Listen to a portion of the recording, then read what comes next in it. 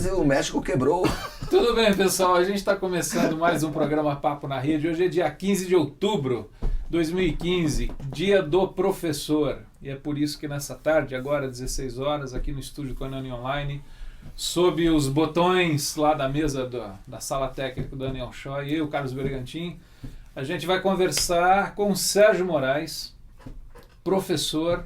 O Sérgio é professor de escola pública, de escola particular, de escola militar. Escola militar? E de cursinho. De cursinho. É um professor. Professor dos nossos filhos. E ele né? foi professor dos nossos filhos, né? Foi professor das minhas filhas, dos filhos do Carlos Bergantin, do Daniel Shaw, enfim, aqui no Colégio Batista Brasileiro. Eu posso falar isso de um depoimento pessoal, Sérgio, que você é muito bem... A sua moral em casa com as nossas filhas é muito alta, como professor, como pessoa. E é uma alegria ter você aqui. Obrigado. Nesse dia, para a gente conversar um pouquinho sobre esse negócio de ser professor. Já que hoje é o dia, né, destinado a se pensar e talvez se refletir sobre isso. Na verdade, nós estamos aqui hoje aproveitando, homenageando todos os professores que nos veem, que nos assistem, né, trazendo o professor Sérgio aqui para a gente falar sobre educação. Então recebam nossos amigos queridos professores, nosso elogio, nossa admiração, nossa reverência. Estava dizendo ao Sérgio, né, que eu sempre que estou diante de um professor eu faço reverência, né, porque é o tipo de gente que vale a pena. Obrigado. É o tipo de gente que vale a pena. Então, isso aí. Receba. E se você quiser mandar uma pergunta, alguma coisa para o Sérgio, para a gente aqui, usa os mecanismos aí do site para você mandar seu e-mail, aí a gente vai conversando. Mas Sérgio, minha primeira pergunta para você é a seguinte: você dá aula há aproximadamente 30 anos. Né? Como que foi na sua experiência de vida se tornar professor? De onde que veio essa ideia de seguir a carreira do magistério? Bom, vamos lá. Eu queria ser, a princípio, engenheiro civil. Depois eu pensei em medicina. Mas na sétima série eu tive um professor chamado Antônio Pedro de Geografia e eu comecei a gostar da matéria. Acho que a matéria que me escolheu, não eu escolhi a matéria. Aí depois eu tive uma professora chamada Dona Alice, no ensino médio, e a Dona Hermínia. Vivíamos a época da ditadura militar. E a Dona Hermínia, que era uma professora de geografia, toda hora que ela me via, ela me buscava para ter aula de geografia no colégio. Vem cá que você vai pegar mais uma aula de geografia comigo. Aí eu ia. E eu percebi que na realidade foi a matéria que me escolheu. Eu não escolhi ser professor. Quando eu vi, eu estava professor. Eu nasci para ser professor. Não conseguia depois, em um certo momento, terceiro ano do ensino médio, eu não conseguia já me ver como outra coisa a não ser professor. Ela me abraçou. Assim, foi fechando. Quando eu vi, eu estava totalmente cercado por tudo que fosse geografia. Eu não tinha como fugir, até tentei. Quando que você deu sua primeira aula? Minha primeira aula foi no dia 12 de agosto de 1985, numa sétima série A, numa escola do estado, que eu peguei aulas de substituição, chamava Escola Estadual Professor Colombo de Almeida, na Casa Verde. Eu tremia mais do que qualquer outra coisa. Tanto que no final da aula... Com quantos anos? 20? Estava com 21 para 22. Eu estava acabando a faculdade no meio do... Precisava fazer estágio. Aí não tinha professor, botaram eu lá. E o aluno, depois que acabou a aula, ele falou assim: professor, o senhor treme tanto assim nas aulas? É normal? Aí eu falei: não. Aí eu até me lembro desse aluno, era o Paulo. Eu falei: não, Paulo, não é, hoje é o primeiro dia. Aí Nem eu sabia que eu tremeria tanto. Aí no segundo dia eu já estava devidamente, digamos, mais inserido na matéria. Já estava incorporado. Geografia já. Como já geografia. Sempre geografia. Foi isso, foi assim meu início. Entendi. Teve uma data assim especial, foi essa aula. Muito interessante, me lembro bem da aula. Que legal. E nesses 30 anos, eu sei que é muito tempo, mas se você fosse resumir em poucas palavras, Sérgio, o significado para a sua vida pessoal, de ser professor, de ter lidado com gente numa fase do desenvolvimento que é tão significativo, da formação meninos e meninas, assim, o que você traz nesses 30 anos? Olha, eu acho que para o professor, quando a pessoa é professor, né? A cada ano a gente vai ficando um ano mais velho. Então, toda vez a minha turma tem 14, 17 anos. E é uma sensação muito prazerosa. Se eu tivesse que definir, eu diria assim que é um momento de muita realização. Quando você pode entrar numa sala de aula e saber que você tem ali tudo para mudar. Quando você pode fazer dali, os 50 minutos seguintes, você pode fazer uma experiência muito agradável, ou como você pode destruir, até às vezes acabar com os sonhos de alguém. É uma coisa que você tem esse poder, como você agir. Então eu vejo que toda aula assim, é um momento de construção, que eu posso estar aí trabalhando uma nova geração, e ao mesmo tempo é um momento de reflexão. O que esses jovens vão ter, ou vão se lembrar de mim depois de alguns anos? Então é um momento de responsabilidade. Eu acho que a aula é ser responsável, ser coerente e saber fazer. Quando você escolheu, como você disse, a matéria que escolheu, que eu sempre lembro de geografia assim, eu ligo geografia a fronteiras, né? Porque ela, quer dizer, a partir de geografia que você identifica, vamos dizer, o universo todo e aprende sobre fronteiras de algum modo, né? E as fronteiras vão mudando, né? Ao longo dos anos elas mudam, né? Isso tinha a ver com você nesse sentido? Você é um cara que como dizer assim, vislumbrava ir além sempre dos seus próprios limites e fronteiras? Sim, eu sempre fui, já como estudante, eu já pensava, desde a sétima mesmo, eu já pensava em quebrar fronteiras, marcar território, conquistar uma escola que quando eu era aluno eu não gostava, uma escola sisuda, uma escola amarrada, uma escola muito técnica, muito de início, meio e fim. Eu via que a vida não pode ser assim. A vida ela tem que ser vivida, ela tem que ter intensidade. Então, aí eu falei, eu vou quebrar essa fronteira. E a geografia é essa matéria para isso, porque é uma geografia que mexe com as paixões das nações, da humanidade, da fome. De alguma maneira trata de algumas fronteiras, né? De alguma maneira trata de fronteiras geográficas e fronteiras humanas, que são as mais difíceis de serem quebradas. Você conseguir fazer um aluno na sua aula ter um olhar mais atento sobre o mundo e principalmente um olhar mais atento sobre as dificuldades desse mundo é muito importante. Você constrói com esse aluno um mundo novo. Quando você pode dar essa oportunidade de mudar.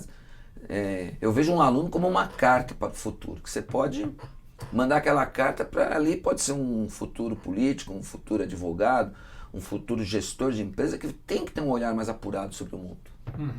É isso que eu penso. Entendi. Chegou um e-mail aqui, ó, Aline Almeida Pauli. Querido professor Sérgio, fui sua aluna no Colégio Batista, da turma que se formou em 2005. Me lembro. Com Rossane César Vedeman Carone. Parabéns pelo dia do professor por tanta sabedoria em lidar com a juventude. Minha pergunta é quais foram os resultados que mais te impactaram nos alunos que você teve? Boa. E um desafio ou um momento difícil em alguma dessas escolas. E Marcos Simões, daqui a pouco eu leio o seu e-mail que chegou aqui. Vamos lá, Aline. O momento mais difícil você já deve saber. Eu já te contei várias vezes e volto a contar. Quando eu acabei o bacharel e fui fazer a licenciatura, e acabei a licenciatura e fui dar aula. PUC, né? Você fez, PUC. Né? Várias vezes me aconselharam a mirar num aluno e reprovar ele. Que isso era uma forma de você ganhar autoridade. Tem que ter um. Escolha um, reprove ele que você ganhará autoridade. Pois bem, eu fiz isso. Numa escola de quinta série, um aluno da quinta série D. Não vou falar o nome, mas eu guardo o nome dele. Até hoje peço desculpas a ele. E eu mirei e reprovei ele. Por meio ponto. Porque eu achava que eu ganhei autoridade. Só no dia 16 de dezembro, não sei porquê, estava comprando alguma coisa para minha mãe, eu vi a besteira que eu fiz. tentei mudar, porque meio ponto na geografia é uma coisa muito triste. Você não pode fazer isso com o aluno. Esse foi o momento mais difícil que eu já tive. E me arrependo muito disso até hoje. Foi assim, uma das coisas que eu mais errei na minha carreira. E o que eu mais acertei, o que eu mais gosto, o que mais me sinto realizado é quando um aluno passa por mim na rua e não desvia o olhar de mim. Ele faz questão de parar e dizer, professor, eu fui seu aluno, ou lembra de mim? E geralmente eu me lembro do aluno. Parece-me que essa frase é emblemática para os professores, né? Professor, o senhor lembra de mim? Eu me lembro. Fui seu aluno. Né? Eu me lembro. É? Fui seu aluno. E eu tenho assim, muito orgulho, porque eu vejo que eu fui importante para aquela pessoa. Eu marquei. Aquela pessoa, passou os anos, ela se lembra de mim. Então isso é muito importante. Então são esses dois momentos. E o aluno é assim, eu estou pensando numa questão etimológica, e é quando o aluno deixa de ser aluno, né? Porque, etimologicamente falando, a palavra aluno significa aquele que não tem luz. Né? Ele é palavra aluno. dura, Então ele chega sem luz. Ausente de luz. Então, assim, é de fato uma palavra dura, mas por outro lado, nessa relação, Sérgio, eu acho que quando você encontra alguém anos depois e que ele vem com essa frase assim, oi professor, lembra de mim? Fui seu aluno. Fui, porque agora você me ajudou a perceber as luzes que havia dentro de mim e agora eu estou brilhando. Né? Eu acho que essa relação... Deixa eu só ler mais um aqui que chegou, aqui é do Marcos Simões, aqui de São Paulo. Boa tarde, senhores. A pergunta é a seguinte, por que o governo de São Paulo tem sido tão danoso com a educação? E qual o objetivo dessa postura, agora que a gente está lendo os jornais, de fechar as escolas? Peraí, eu até ia falar, eu ia mudar o tom, porque nós somos bastante românticos aqui na conversa, mas lamentavelmente a educação brasileira passa por momentos trágicos, apesar de sermos a pátria educadora. Assim tem sido dito. Mas assim, aproveitando esse gancho, o que se vê e o que se ouve é que as escolas públicas, de modo geral, vêm vivenciando, né, questões gravíssimas em todos os sentidos, e uma delas é a questão da violência e também de desatenções, assim, do tipo professores que não conseguem dar conta de uma sala de aula. E aí criam-se também esses mitos do tipo, os alunos não prestam atenção porque o professor não tem conteúdo suficiente para isto, ou não tem uma didática correta, enfim. Por outro lado, você tem um governo que parece que em alguns momentos mais sabota, mais boicota do que assessora, dá suporte, etc. Faz um comentário sobre isso, aproveitando. Bom, eu diria que eu não tenho competência para julgar o Estado, porque eu não dou aula no Estado, eu sou professor municipal. Mas pelo que a minha pouca experiência do Estado, o Estado ele não investe em educação, porque para ele a educação não deve ser mesmo relevante. Primeiro porque eles não querem mexer nesse cabide de empregos que é a Secretaria de Educação. Agora, o segundo fator é assim, uma escola de qualidade, que teria que ser a escola estadual, ela não pode ter esse gigantismo. Uma escola, a rede estadual é gigante, são mais 6.000 escolas, e esse gigantismo, porém, é burocrático, não há pessoas ligadas à educação. Como não ser gigante num estado como São Paulo, por exemplo? Você poderia fazer um estudo regionalizado. Você poderia dividir em regiões. Regionalizar, focalizar, subsecretaria. Focalizar a realidade da escola. A escola do Estado, no interior, ela tem ótima qualidade. A escola aqui em São Paulo, ela tem muitas escolas para poucas secretarias. Precisaríamos melhorar essa forma. É uma questão de descentralizar? Descentralizar. Mas não adianta descentralizar se nós não perguntarmos para que a escola. Para que essa escola do Estado? O que falta hoje nas escolas públicas é assim, definir qual é a função social dessa escola. Hoje a escola ela tem um defeito, porque assim, tudo é jogado na escola do Estado e da Prefeitura. A família hoje, pela questão capitalista que a gente vive, o pai e mãe têm que trabalhar, essas crianças que ficam nas nossas periferias, elas não têm um olhar familiar. Então a escola deveria ser o suprir esse ambiente familiar, só que ela não tem condição pela quantidade de alunos que são jogados na sala, pela quantidade de aulas que o professor tem que dar, e às vezes o professor mesmo não se sente com a obrigatoriedade de tomar conta dessas crianças. Então nós precisaríamos isso que eu coloquei definir fica como consequência Exato. desse estado de coisa. Nós precisaremos definir qual é a função realmente da escola do Estado. É formar para a cidadania, ou é formar para o vestibular, ou se é só formar para o mercado de trabalho? Isso não está claro. Não está claro. Falta isso. Afinal, nós formamos para quê? Se é para o vestibular, precisa melhorar muito. Se for para o mercado de trabalho, do jeito que está, tá bom.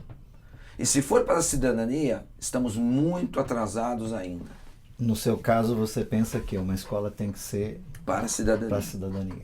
O resto, a cidadania é a base para você conseguir depois seu ingresso no vestibular, na faculdade e no mercado de trabalho. Exercer primeiro a cidadania. O mercado de trabalho é muito importante, é óbvio. Claro. Mas é consequência de uma cidadania formada.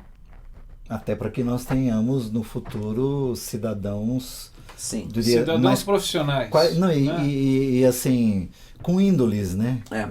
Qualificados nesse sentido, né? Como exatamente. Você, acho que antes até do programa a gente estava falando sobre questão de corrupção, né? Quer dizer, isso em algum momento nós temos que começar a ensinar, né?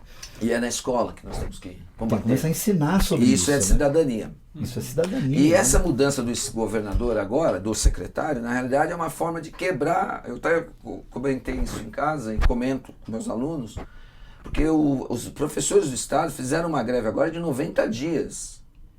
Isso. E eles não se dignou a responder nenhuma dos apelos deles.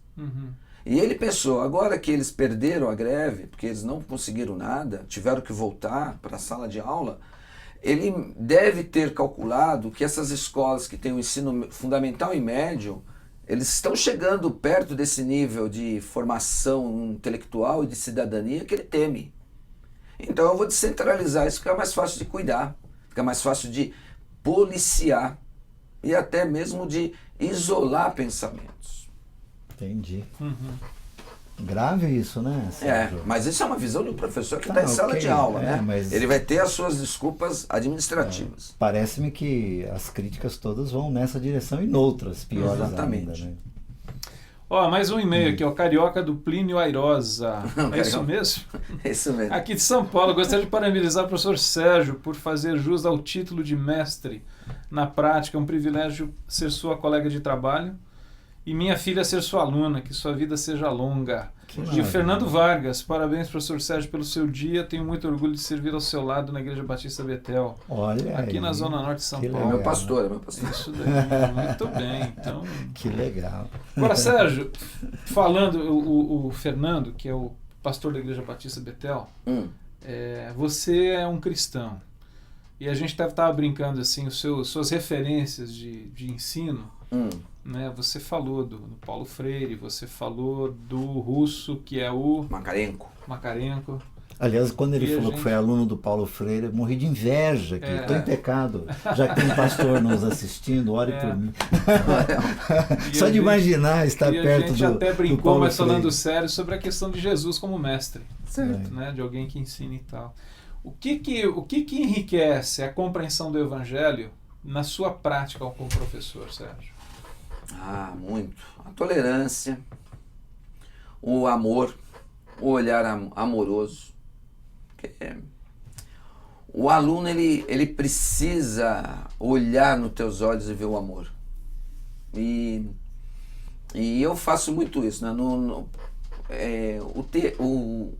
A sala de aula ela é um pouco um teatro.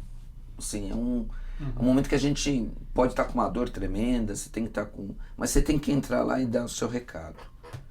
E toda vez que eu entro numa sala de aula e vou dar meu recado, eu sinto que Deus tem que estar me abençoando ali também, né? Eu tenho que estar fazendo ali um trabalho para a obra de Deus também, mas também eu tenho que dar um recado político para aquela turma ali. Eu tenho que me posicionar como homem, eu tenho que me posicionar como pai de família, como brasileiro, como cidadão.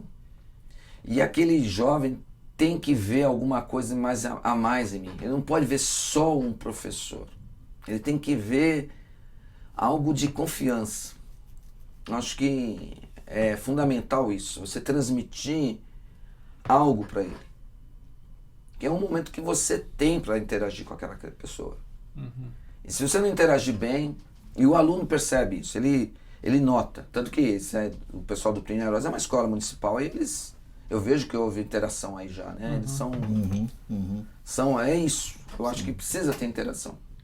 Você tem uma característica que está me chamando a atenção, que é a seguinte: você lembra de alguns nomes assim de alunos ou de pessoas com quem você cruzou, Sérgio, há muitos anos. Sim. Né?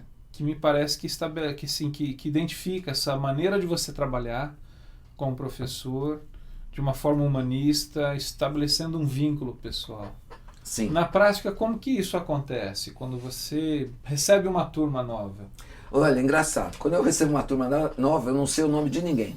Que no seu caso, por ser geografia, você não fica muito tempo com uma turma. Duas aulas por semana. 3 anos. Né? 3 anos. 3 anos. Uhum. Tá. Mas o engraçado do aluno é que eu não me lembro do aluno. Até o 3º ano, eu não sei o aluno. Uhum. Quando acaba o 3º ano, não sei o que é isso, o nome do aluno entra na minha mente. Os nomes estão todos lá. E fica para sempre. Então vai acumulando. São listas e listas. Hoje já são mais de 30 mil alunos que estão na minha cabeça. Às vezes eu estou correndo, que eu corro, eu pratico assim, corrida, eu vou correndo mentalizando o nome de aluno. Lembrando, olha, tal fulano está fazendo tal coisa. Que eu acho que tem que ter essa interação sempre. Eles têm que saber que eu ainda estou em contato com eles. Eu ainda estou aqui. Agora, o que você proporia, porque nós percebemos assim, isso em termos de mundo, embora hajam movimentos bastante interessantes, mas você percebe um estado de desumanização, você percebe um estado assim de desalmamento, né, de gente sem alma, né, e desencanto. Né? E até o Jung Mossung escreve um livro sobre educação, falando sobre o reencantamento, né, da educação, que eu achei uma palavra muito interessante dele. Assim. O que seria? Não é o seu caso, porque você, o Fernando colocou, é só te ouvir um pouco para você perceber que você trata gente como gente, né, e não como números, não como alguém com quem você tem que conviver estatisticamente e dar conta no final de um período e tal. Quer dizer, para que isto, ou essa desumanização não ganhe níveis assim, irreversíveis, o que é para um professor, que mudança, quais são as questões que precisam ser levadas em conta? Eu acho que, agora falando direto aos professores, né? Eu acho que o professor, se eu pudesse sensibilizar os professores, não só pelo fato desse dia, porque esse dia passa, mas se eu pudesse sensibilizar esse professor de não olhar o seu aluno como um fardo e não olhar as suas aulas como um castigo e não olhar a sua profissão com decepção, mas olhar tudo isso como um grande presente que você está ganhando. E poder interagir com esse presente e fazer desse presente um recado para as autoridades que comecem a olhar a educação. Uma coisa que eu valorizo muito na escola militar, que eu gosto de lá, é o seguinte: o oficial é o espelho da tropa. Eu não posso exigir nada de um soldado que um oficial não faz. Então a mesma coisa eu falo do meu aluno, eu falo para os meus colegas de profissão. A gente tem que fazer esse nosso aluno perceber que nós somos humanos, para eles acreditar na nossa luta. E aí partirmos realmente para uma decisão. Por exemplo, voltando ao secretário de Educação, ele pensou que ele agora conseguiria acabar realmente com mudar os planos da educação. Mas você vê, quando o aluno é motivado a sair na rua, quando o aluno sente que é uma luta, é dele também, ele vai. É porque muitas vezes a gente não vai, não tem esse aluno, às vezes, numa greve, numa manifestação, numa paralisação que a gente precisa. Porque o aluno não vê, às vezes, a nossa luta como a dele. Porque, às vezes, a gente não mostra a nossa luta. Nós não mostramos como pessoas que precisam também ser Quem ele vê na sala de aula não é aquele que está na rua defendendo uma questão. Entendi. Ó, tem mais coisa chegando aqui. Pergunta. Paulo Bregantin, você conhece? Conheço Paulo Bregantin, meu irmão caçula. Parabéns aos professores aí presentes. Professor. Grato a Deus pela vida de vocês. Paulão, bom ter você aí, acompanhando Bom mesmo, a gente. Paulo. É um professor. Guilherme Jimenez. Opa. Sérgio, excelente palavra. Você é um professor que sabe aliar o conhecimento com a espiritualidade. Qual o seu conselho para os professores que lidam com alunos problemáticos e que precisam ser alcançados pelo amor de Deus? É um prazer trabalhar contigo. E deixa eu juntar mais uma fala aqui, a Cristiane aqui de São Paulo. Professor, parabéns pelo seu dia. O que podemos fazer como cidadãos simples para melhorar a educação? Duas questões aí, o aluno chamado problemático e o cidadão comum e a educação. Bom, E tem uma outra que chegou, Haroldo Pirituba, que é sobre a questão da escola de tempo integral, se ela seria uma solução para trabalhar com a questão da educação. bom, vamos lá. Primeiro, aluno problemático. O aluno problemático é um aluno que tem um problema, mas ele não tem a solução. Né? A solução tem que ser dada pela sociedade. Quem é o representante no primeiro momento da sociedade ali, que ele está pedindo ajuda? É o professor.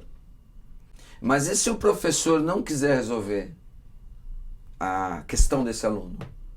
Aí a sociedade passa a ter o problema. Então, todo aluno problemático, eu vejo um aluno pedindo socorro. Às vezes, pelas nossas deficiências psicológicas, nós não conseguimos alcançar esse aluno. Aí onde seria necessário que nas escolas de todo o Brasil deveriam ter também, trabalhando com o professor, psicólogos, fonos e mais ainda médicos e dentistas, para fazer realmente um trabalho de assistência. Sanado isso, os alunos problemáticos acabariam, porque eles se sentiriam acolhidos. O aluno está dando uma mensagem com isso, sempre está dando. Eu sempre falo isso, e é filosófico. Uma vez eu questionei um aluno da escola municipal por que ele andava com as mochilas nas costas, sabendo que ele usava drogas, e ali estava a droga dele. Ele disse assim para mim: professor, me arrume um emprego que eu ganhe R$1.500 por mês, que eu largo isso aqui. Se o senhor conseguir arrumar esse emprego para mim, eu largo. Eu fiquei sem dar resposta para esse aluno até hoje. Porque essa sociedade que nós estamos formando não daria esse emprego para esse aluno. Então aí nós temos um aluno problemático. Porque a sociedade não está dando resposta para esse dilema social. Mas que na realidade revela um problema nosso como sociedade. Exatamente. E aí a escola de 2 períodos, ou a escola de tempo integral, ela teria que ser uma solução se tivesse uma equipe de formação. Agora, se colocar um aluno lá para ter mais aulas... depósito. Ou só para ficar fora da escola, ou para ficar dentro da escola e não na rua, é apenas um depósito. A escola tem que ter propósito pedagógico. E a interação com a família? Aí a família tem que ser convocada, ela tem que ser convidada, a família tem que ser participante da escola. Mas a maior parte dos professores e diretores não querem a família também na escola, porque acham que ela é intromissão. Não, ela não é intromissão, ela é solução. Mas também precisa ver se a família também quer vir para a escola, porque é muito mais fácil eu mandar meu filho para a escola e jogar para o Estado, né, a responsabilidade da educação que eu não estou dando também. Porque não é que eu não queira dar, é porque eu também não recebi. Muitos dos nossos pais são pais que já vieram de uma escola sectária, uma escola que não preparou eles. E eles também não sabem preparar seus filhos. Tem um e-mail aqui que chegou, que é o da Cristiane, que ela na verdade é a pergunta dela, Sérgio: o que a gente pode fazer como cidadão, que ela chama de cidadão simples, para melhorar a educação? Qual que é o papel do cidadão, da sociedade, do camarada que está agora lá no trabalho dele, fazendo, enfim, para ele de alguma maneira participar da melhoria Da educação. Além de procurar votar melhor. Além de votar melhor, eu diria ela deveria observar a escola perto da casa dela. Uhum. Porque a escola perto da casa dela é o melhor cartão que eu tenho do meu bairro. Se a escola dela, o bairro dela, a escola do bairro dela, for uma escola cercada de grades, muros altos, gritaria, em um ambiente de muita tristeza, de fugas, mude de bairro. Uhum. Se a escola dela for aberta, uma escola participativa, próxima, que todo mundo tem acesso, aí ela pode atuar ajudando essa escola. Uhum. A escola é um termômetro social. Escolas de muros altos, sociedade perigosa. Escola de muros baixos é uma escola que está em sintonia com esse mundo. Porque a escola tem que ser respeitada como ela é. Uhum. Mas nós ainda estamos com uma geração de professores resistentes a mudanças. Porque você está falando de algo muito significativo, que é de que as escolas deixem de aparentar aprisionamentos. Quanto mais livre um ser humano, melhor. Melhor. Mais leve para tratar dele, inclusive. Mas a impressão que dá, às vezes, é que há ainda muita resistência nesse sentido. Porque a escola vira um depósito, né, de alunos. E eu queria uma escola que fosse um criadores de mentes inovadoras. Uma oficina. Lógico. Uhum. Você teria que motivar. A escola deveria ter fila para entrar, não fila para pular o muro. Sim. Uhum. Sérgio, eu tenho um amigo que ele Diazinho já está precisando de terminar, passamos a nossa meia hora, mas eu tenho um amigo que ele tem uma frase, ele de alguma maneira está envolvido com não é programas sociais, ele está envolvido com uma organização social, com escola, uso de tecnologia e tudo mais. Ele tem uma frase, não sei se é exatamente dele, mas eu ouvi dele, que é muito interessante, que ele diz assim, que hoje a educação é a seguinte: a gente tem prédios do século XIX, professores do século XX trabalhando com alunos do século XXI. É isso mesmo. E aí, como que é essa... E assim, nesse século XXI a gente tem transformações muito rápidas, mudanças que acontecem muito rapidamente, a própria questão da tecnologia hoje.